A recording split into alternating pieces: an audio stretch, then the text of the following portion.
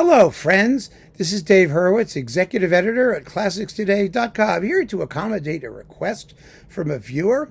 And really, I appreciate the suggestion because it was a wonderful suggestion. It really was. And that is to talk about this set, the Emanuel Feuermann RCA recordings, 7 discs, I believe, yes, 7 discs.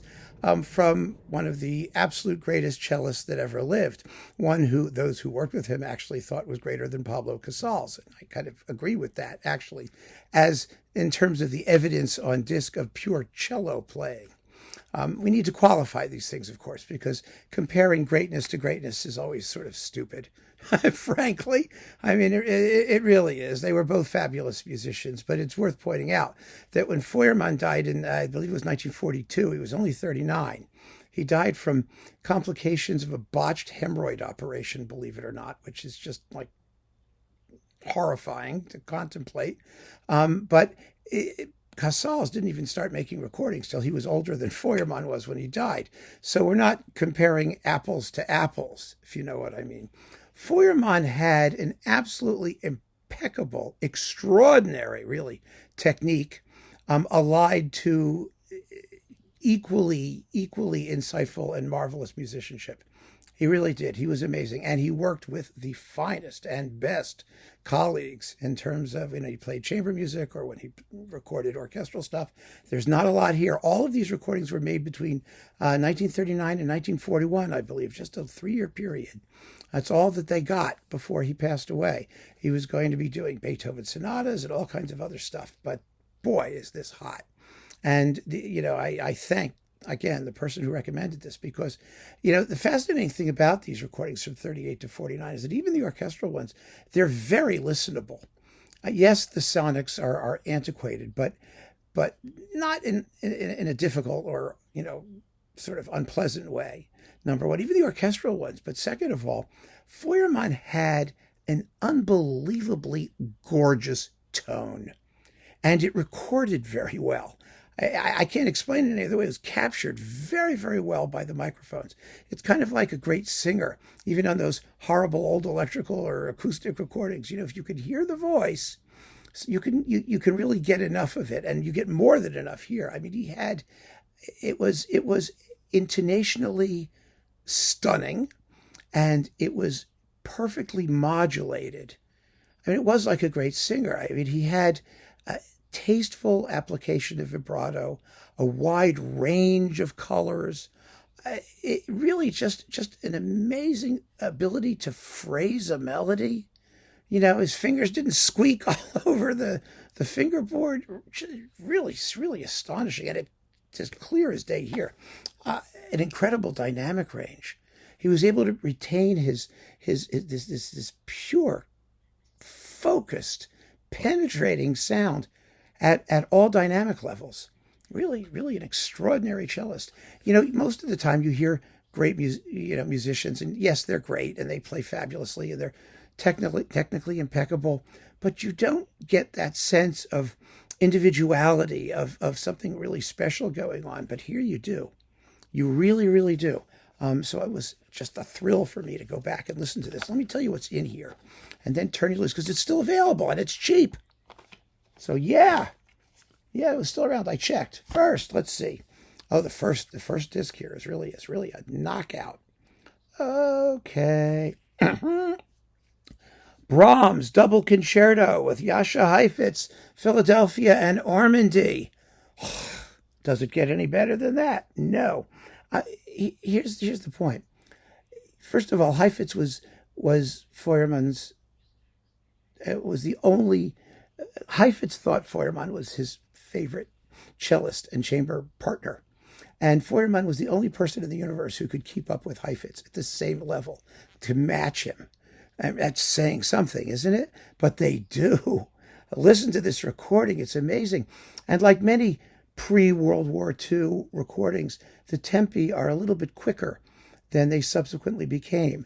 Things started to slow down and become a little bit more luxurious after World War II. They've sped up since the period instrument people have popped up again. But, there was a period where things were a little bit more relaxed that way, possibly because of the effective recording sessions and the need to let people have the time to play and get all the notes. I mean, that's one explanation that people have offered. I'm not sure I accept it. It may be true in some cases, but here they just sail through the piece, and it is amazing. Then we've got Block Shlomo, which is, it's a love fest with the cello with Stokowski in Philly conducting. And they get through it in 19 and a bit minutes. Nowadays, it could take 25 minutes. It's extraordinary when you play it up to tempo. Oh, my God, and exciting and passionate. And it sounds just... I mean, I was sold for the first crescendo, which is a solo cello note.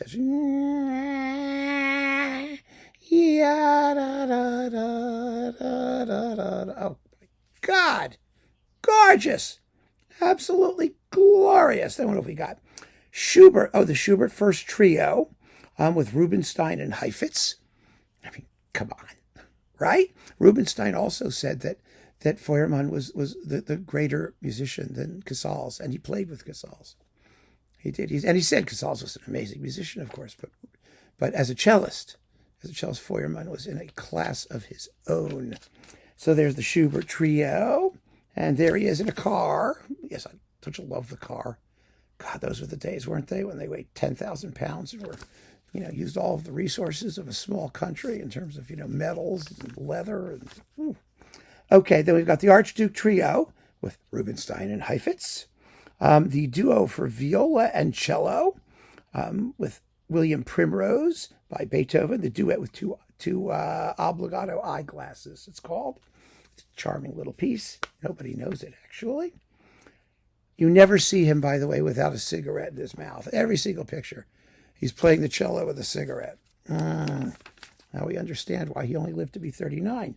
The Mozart Divertimento in E flat, Kerschel 563, with Heifetz, Primrose, and Feuermann.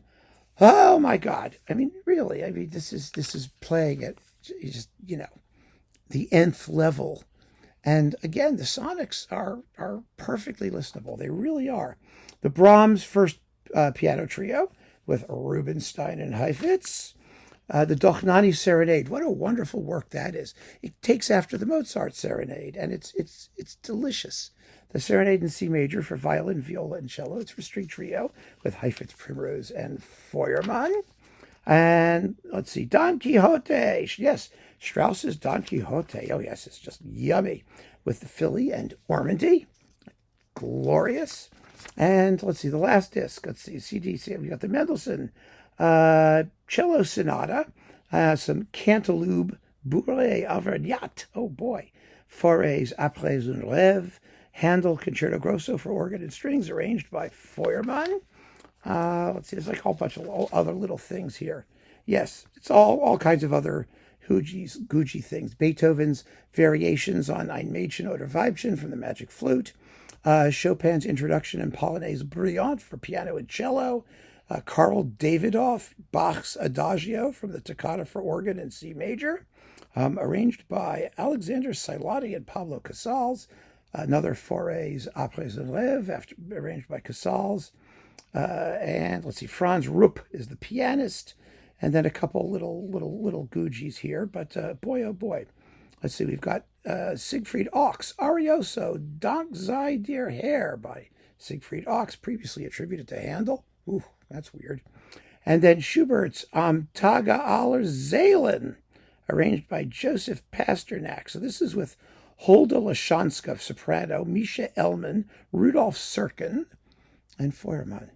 You are not going to find a collection of orchestral, not a lot of orchestral, 3 pieces, and chamber works at this level of artistry from all participants. It really is sort of like essential for your collection, and it was just thrilling to go back and listen to it. And if you don't have it, you can still get it. So get it while you can. Even if you're not a historical recording person, generally speaking, if you're a fan of great string playing, and if you want to hear some really iconic and epic-making recordings of the cello, this is the box to have. So keep on listening, friends. Thanks so much for joining me. Take care.